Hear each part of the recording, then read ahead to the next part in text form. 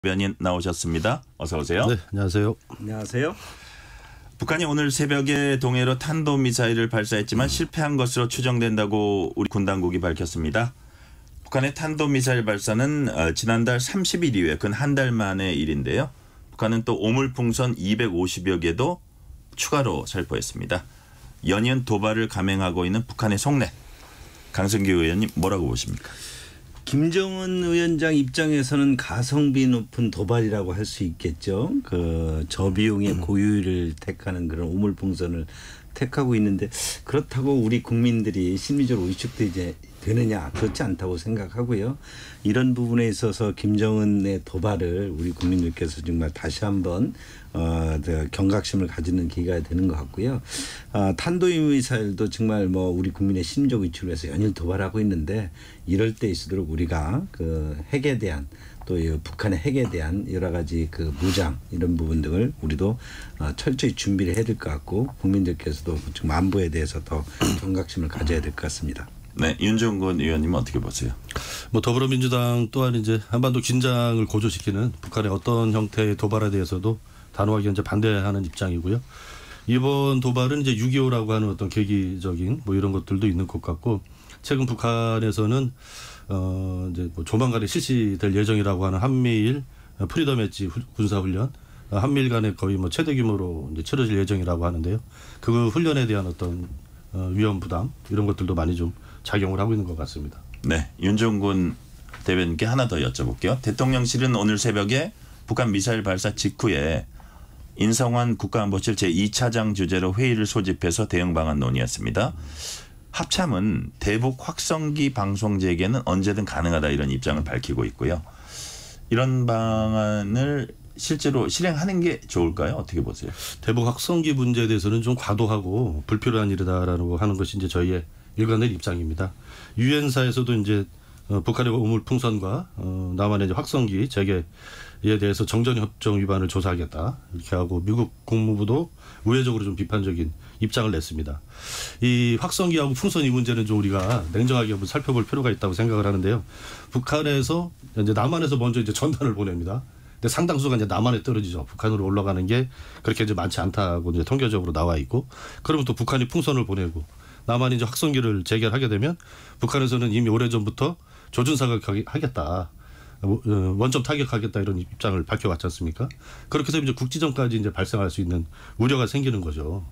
그러니까 남한에서 보내는 전단이 북한 주민들한테 실질적으로 어느 정도의 효과가 있느냐, 정치적이나 여러 가지 인권적인 측면에서 이런 효과가 불확실한 상황에서 이런 일로 인해서 수백만 접견 지역 주민들의 안전에 크게 위협에 처하는 이런 일들을 반복적으로 하는 것이 합당한 일이냐, 이런 것에 대해서 민주당은 좀 근본적으로 문제의식이 있고요. 싸워서 이기는 것보다는 싸우지 않고도 이길 수 있는 그런 평화를 만드는 것이 정치가 해야 될 역할이 아닐까, 그렇게 생각을 합니다. 강승규 의원님은 어떻게 보세요? 문재인 정부 시절에 9.19 합의로 우리의 어떤 대응력은 극소화되고 북한의 도발은 멈추지 않았지 않습니까? 그래서 결국은 이제 9.19 합의가 잠정 중단을 선언한 상태이고요. 그 이후에도 이제 오물 폭탄 등으로 그러니까 투척 오물 풍선 등으로 지금 이제 심리적 도발을 계속하고 있습니다. 네. 이에 대해서 우리 정부는 대북 확성기가 접경지대에서 북한이 아주 두려워했던 그런 우리의 어떤 비대칭 어떤 무장이었고, 이런 부분을 이제 아직 북한이 무력 도발은 아니지만 계속 오물풍선 등으로 도발을 한다면 이 부분 등을 점진적으로 확대하겠다는 입장이고, 이에 대해서 지금 설치 등을 시작했고 점진적으로 확대할 예정 아닙니까? 저는 남북 간에 지금 그동안 그 문재인 정부에서 어떤 굴욕적인 평화가 아니고 힘에 의한 평화를 지향해야 한다고 한다면 지금 북한의 오물풍선 또 여러 가지 그 도발, 핵 또는 미사일 도발 이런 부분에 대해서 저희도 강대강으로 힘에 의한 평화를 우리가 유지해야 된다. 그래야 북한의 도발을 멈출 수 있다. 저는 그렇게 봅니다. 이번 질문은 강승규 의원께 먼저 드릴게요. 이처럼 북한 도발이 이어지고 북로가 밀착하는 상황에서 여당 당권 주자 중에 나경원 의원이 핵무장 필요성을 이제 제기를 했고 다른 3명 당권 주자들 의견은 달랐습니다. 원희룡 전 장관 워싱턴 선언의 실효성 확보, 윤상현 의원은 한미 간 핵 공유 협정 맺자, 한동훈 전 위원장은 핵무장을 하면 당장 핵무장을 하면 국민이 경제적 타격을 받으니까 일본처럼 핵무장의 잠재적 역량을 갖추는 방안 이런 걸 제시했습니다. 이런 부분들 어떻게 평가를 하십니까? 우리 윤석열 정부 지금 우리 정부가 가장 할 수 있는 가장 입장은 아까도 강조했지만 힘에 의한 평화입니다. 힘을 통해서 평화가 달성되는 것이 굴욕이라든지 가짜 평화에 의해서 평화 달성될 수 없지 않습니까? 그리고 또 우리 지금 이렇게 북한이 핵과 미사일로 도발을 서슴지 않은 이 상황에서 우리가 할 수 있는 비대칭 전략의 가장 큰 핵심은 한미 동맹, 강력한 한미 동맹을 구축하는 것입니다. 그동안 많이 무너졌던 한미 동맹을 우리 윤석열 정부에 와서 동맹을 복원했고요. 그런 동맹을 통해서 핵에 대해서 북한의 저렇게 계속되는 핵과 미사일의 도발에 우리가 할 수 있는 것은 한미 동맹, 미국의 핵 억지력을 우리가 전략적으로 잘 활용할 수 있는 것이고 이것을 우리는 한마디로 확장 억제의 실효성을 확보하는 것이다. 그래서 전략무기, 미국의 핵과 그런 전략무기를 정보를 공유하고 공동 작전을 함께 실행함으로 인해서 북한이 이에 대해서 도발을 감히 못하도록 하는 것이고요.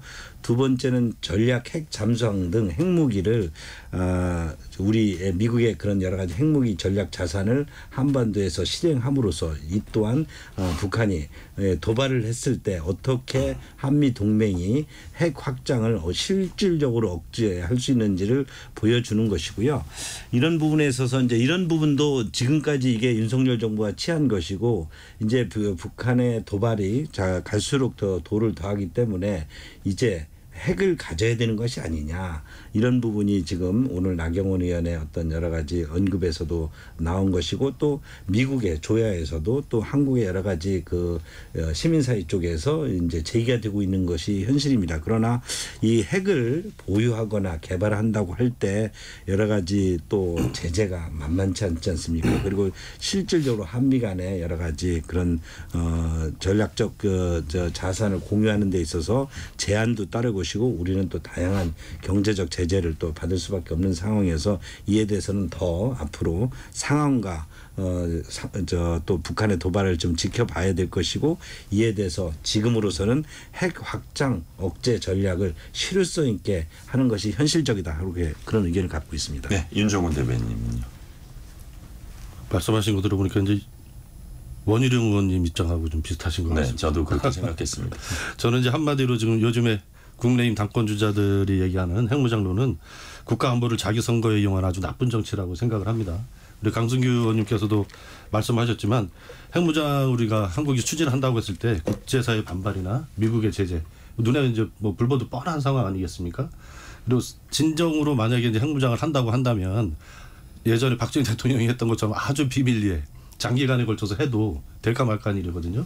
이런 것을 특정 정당의 어떤 전당대회를 앞두고 이렇게 무분별하게 던지는 것은 정말 안보를 자기 정치에 이용하는 나쁜 정치다. 이런 정치는 좀 그만둬야 된다. 이렇게 주장하고 싶습니다. 네. 국민의힘 제가 다음 질문하기 전에요. 김승일 님이 다른 건 몰라도 오물풍선 때문에 인천공항에서 항공기 회항이나 연착 같은 일이 반복되면 안 될 것 같습니다. 라는 문자 주셨습니다. 다음 질문 넘어갈게요. 국민의힘 한동훈 전 비대위원장이 당대표가 되면 대법원장이 특별검사 추천하는 해병대원 특검법 추진하겠다고 했습니다. 여기에 대해서 민주당 정성호 의원은 진일보한 것이다. 받아들여도 좋다고 생각한다. 반면 민주당 지도부는 좀 달랐습니다. 약간 부정적인 입장을 나타내는데 윤종군 대변인님은 어떻게 보셨습니까? 어쨌든 국민의힘 측에서 처음이라도 나온 조건부 찬성 입장이기 때문에 좀 개인적으로 반갑기는 합니다. 그러나 한마디로 이것은 진정성 없는 시간 끌기용 꼼수 아니냐 이렇게 저희들은 보고 있습니다.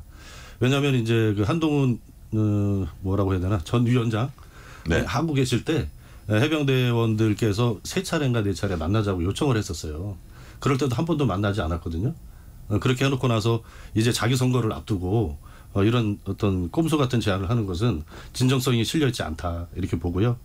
곧 있으면 7월 19일이면 이제 최혜병 1주기가 되거든요. 근데 지금 우리가 민주당이 추진하는 특검법대로 해더라도 임명 후에 20일 이내에 이제 수사가 실시될 수가 있습니다. 근데 지금 이제 와서 어떻게 해결을 하겠다는 것인지 한동훈 위원장이 제안한 이런 어떤 뭐 새로운 의견, 한동훈 전 위원장의 의견이 진정성을 인정받으려면 우선은 최혜병 유가족을 비롯한 가족들을 비롯한 해병대원들, 피해자 단체들과 만나시고 그리고 국민의힘에서 다수 의원들이 이에 대해서 찬성을 하는지 그 의견을 좀 받아오시면 좋을 것 같습니다. 강승규 의원님, 국민의힘에서는 당권 경쟁자들이 한 전 위원장의 해병대원 특검법 제안을 일제히 비난하고 있습니다. 이와 관련한 당내 분위기 어떻습니까? 한동훈 위원장이 이번 당대표로 출마하는 데는 여러 가지 의견이 있을 수 있지만 저는 네. 뭐 나올 수 있다고 봅니다. 그러나 특검법을 조건부로 수용할 수 있다라고 하는 것은 또 국민의힘에서 특검을 발의한다는 이 주장에 대해서는 저는 좀 받아들이기 어렵습니다. 그리고 많은 저만이 아니라 많은 당원들이 이에 대해서 우려를 표시하고 있습니다. 지금 특검법을 해병대 최혜병의 특검법에 대해 최혜병의 사건에 대해서는 공수처가 지금 수사를 하고 있습니다. 공수처가 어디입니까? 민주당에 의해서 패스트트랙까지 그렇게 무리하게 하면서 만든 수사본부가 공수처에서 수사를 하고 있는데 공수처 수사가 끝나지도 않은 상황에서 특검이라는 것은 수사기관의 수사가 부족하다고 생각할 때 의혹이 남는다고 할 때 국민들이 이에 대해서 요구를 할 것이고 또 국회가 이에 대해서 특검에 대한 여러 가지 합의를 하는 거 아니겠습니까? 그런데 특검을 공수처 수사가 끝나지도 않았는데 특검을 또 여당의 당대표 주자가 이런 부분을 조건부이긴 하지만 주장한 것이 과연 우리 지금 당원들의 뜻을 당원들이 이에 대해서 받아들일 수 있는지 저는 또 의아해하고요. 지금 민주당이 이 특검을 어떻게 이용하려는지는 우리는 이번에 특검 관련해서 청문회에서도 보지 않았습니까? 전직 국방부 장관을 손들고 일어서라.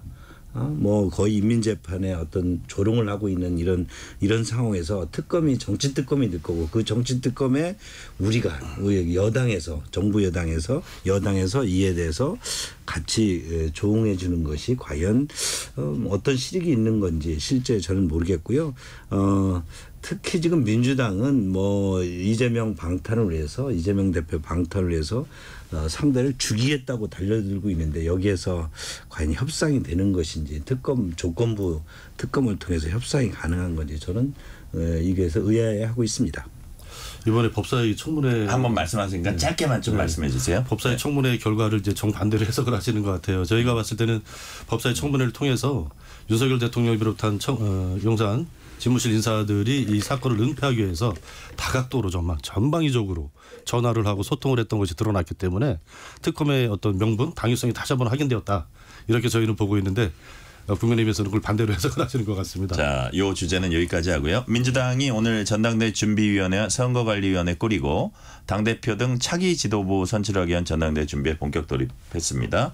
이 대표 연임이 이제 기정사실화되고 있는데 원조 친명이라는 김영진 의원, 친문 고민정 의원 같은 분들이 계속 뭐 반대 의견, 신중론을 피력하고 있습니다. 과연 이런 분위기에서 윤종군 대변인, 네.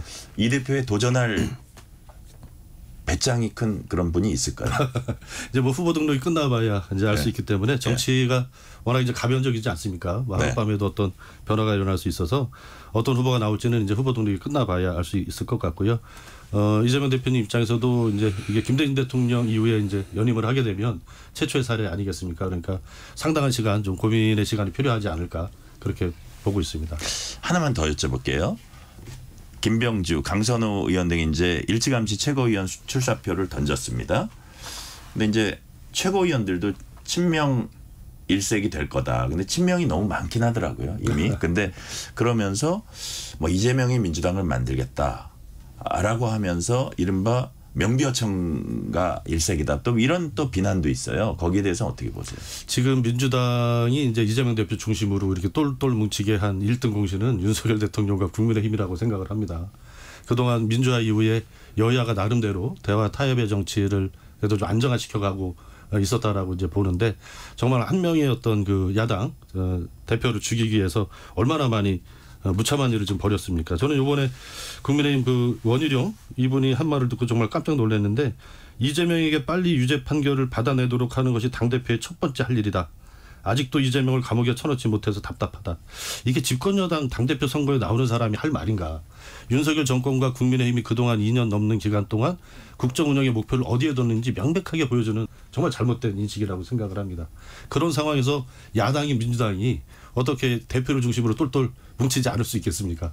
그 지점을 좀 생각해 주시면 좋겠습니다. 이번 질문은 강승규 의원께 드릴게요. 국민의힘은 앞으로 4차례 TV 합동 토론회에 있을 거고 유력 후보 4명 이제 각축을 벌이면서 흥행 면에서는 또 상당히 흥행이 될 것으로 보이고요. 지금 이제 나오는 이슈들도 해병대원 특검, 핵무장 이런 큰 이슈들도 있지만 또 최근에 보니까 러닝메이트 같은 거 갖고도 신경전이 있어요. 예를 들어서 뭐 한동훈, 원희룡 이런 분들에게 러닝메이트가 이제 출마 선언을 하거나 할 예정인데 여기에 대해서 나경원 의원은 또 다른 줄세우기다. 윤상현 의원은 당원 당규 위반이다. 이런 신경전도 있더라고요. 이런 상황들은 어떻게 보셨습니까?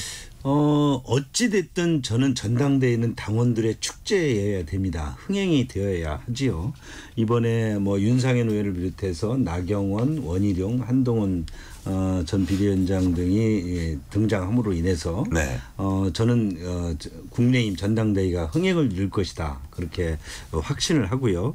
그 흥행을 이룬다는 것은 국민들의 관심을 갖는 것인데 그 관심은 어떤 컨텐츠, 비전을 통해서 국민의힘이 어떻게 변할 것인지 그동안 국민으로부터 회초리를 맞고 어떻게 새로운 비전을 설정한 것을 보여줘야 되는 것이고 네. 이런 부분에 있어서 그 유력 주자들이 또 유력 차기 유권 대권 주자들이 전당대회에 나옴으로써 저는 흥행에 성공한다 이렇게 봅니다. 그러나 이런 부분 등이 실질적으로 그 국민들에게 비전을 보여주기 위해서는 어떤 룰과 또는 새로운 비전에 대해서 실질적으로 어떤 정확히 보여주는데 그것이 TV 토론이라든지 또는 여러 가지 메시지를 통해서 전달되어야 할 것이고요. 그 룰을 지키는 데서 당원 당규가 있지 않겠습니까? 뭐 당협위원장 또는 국회의원은 캠프에 참여할 수 없다든지 이런 부분들이 있어야 될 것이고 그런 면에서 뭐 나경원 의원 등이 시작한 여러 가지 무슨 러닝메이트나 이런 것 등이 혹시 당원 당규나 이런 것과 또 현직 당협위원장, 국회의원들이 또 캠프에 실질적으로 참여하는 것들이 어떤지 이런 부분들에 대한 논란은 있을 것 같습니다. 그런 논란 등을 통해서 어떤 무엇이 더 누가 어떤 후보가 당원 당규도 지켜가면서 국민들이 바라는 그런 컨텐츠와 비전을 보여줄지 이에 대해서 명확히 판단할 것이고 이에 대해서 어떤 국민의힘 전당대회가 축제장으로 승화되기를 저희 기대하고 있습니다. 네.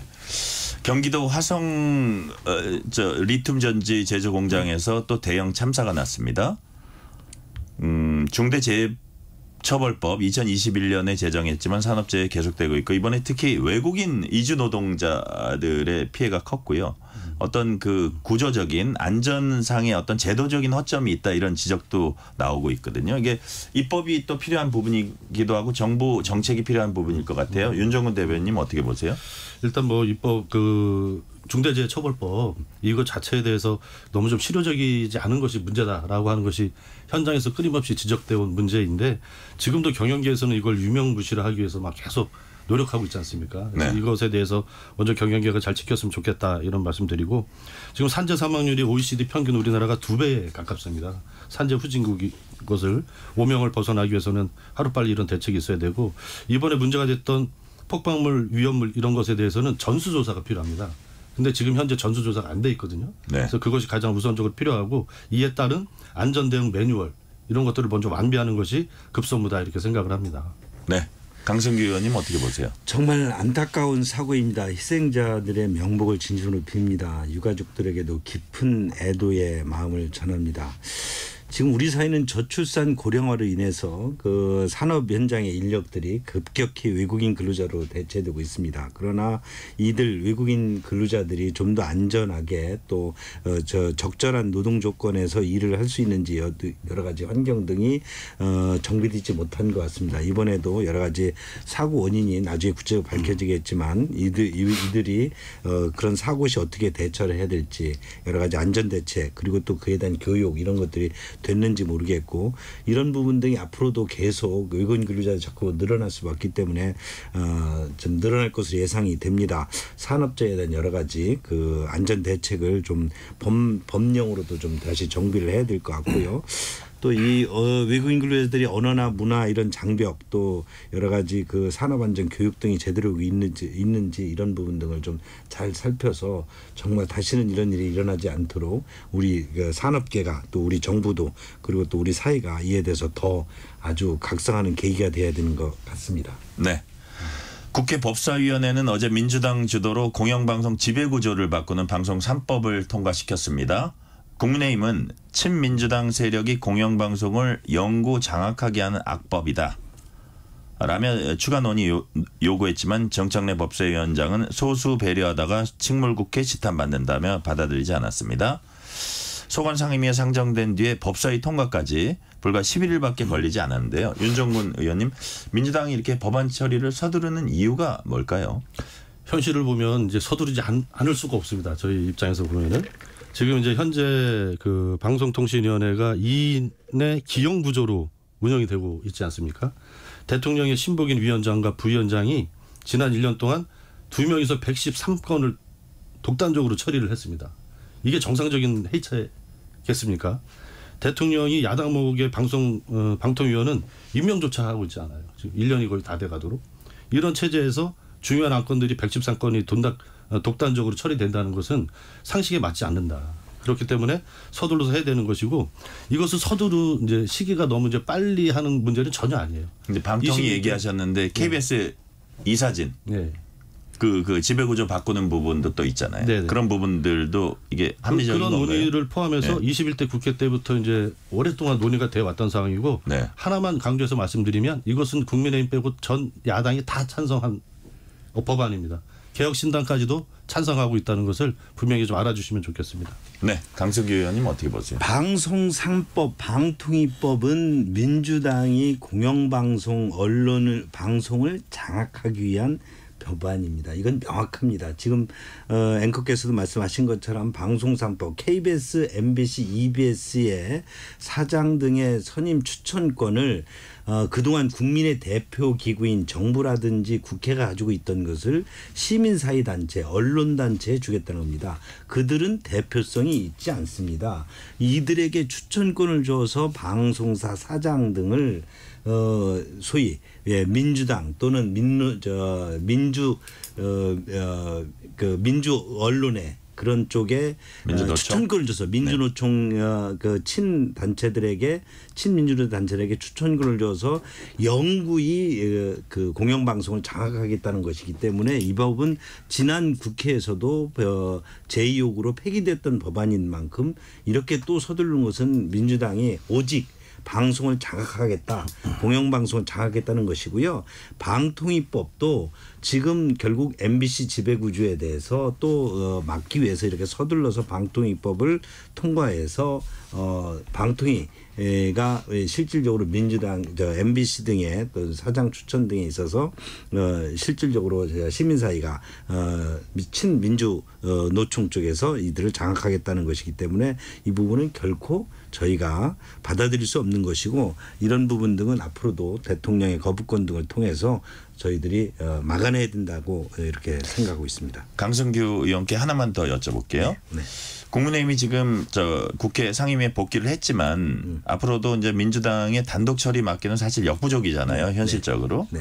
대통령이 이미 한 차례 거부했던 법안들이 이제 재상정되고 재발의되고 이러고 있는데 이거를 앞으로 어떻게 처리해야 되는 겁니까? 저는 국회가 어렵게 원구성이 마무리된 만큼 지난 18대 국회에서 저희가 여당이 170석이 넘음에도 불구하고 원구성이라든지 각종 법안 추진해서 이렇게 법사위나 운영이 다 모든 상임위를 독재해서 장악하지 않았습니다. 협치를 했습니다. 그러나 지금 민주당은 오직 의회 독재로 다 일방적으로 처리하겠다고 지금 계속 나가고 있지 않습니까?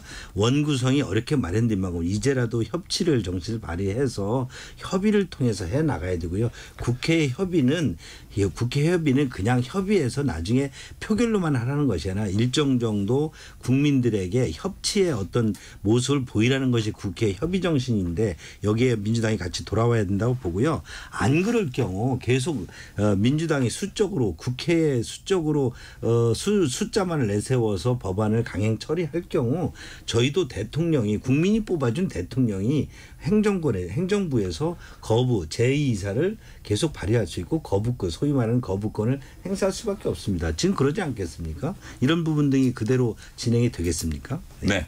자, 윤정근 대변인. 네, 지금 마지막 말씀 잘해 주셨는데 이게 이제 순서의 차이가 있는 것 같습니다. 저희가 이제 생각하는 기본적인 지금 상황 인식은 지난 총선을 통해서 윤석열 대통령의 거부권 통치, 일방 통영식 통치에 대해서 국민들께서 엄중하게 심판을 내리셨다.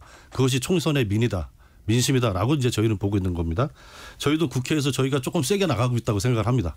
근데 그렇게 할 수밖에 없는 것이 대통령이 계속해서 거부권을 행사하고 있잖아요. 적어도 대통령이 총선 민심을 받아들여서 국정 기조를 좀 바꾸겠습니다. 대화와 타협의 정치를 하겠습니다. 거부권 행사 앞으로 신중하게 조심스럽게 최소화해서 하겠습니다.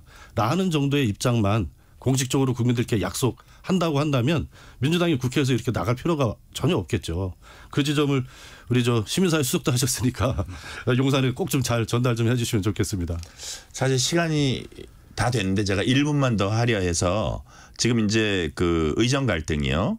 그 주요 병원들 빅5들이 휴진 일시 유예하기로 결정하는 분위기인데 자 동력은 좀 떨어졌는데 이 상황에서 지금 돌파구를 찾기 위해서 이렇게 해야 된다를 한마디로 딱 얘기하면 강성규 의원님 어떻게 해야 될까요?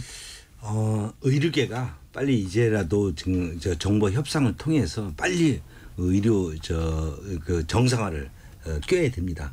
아주 1도의 어떤 협상 대책이 필요하다고 생각하고 돌아와서 전 국민도 다 돌아오고 돌아와서 정부와 함께 의료 혁신을 위해서 또 우리 의료의 개혁을 위해서 함께 가야 되죠.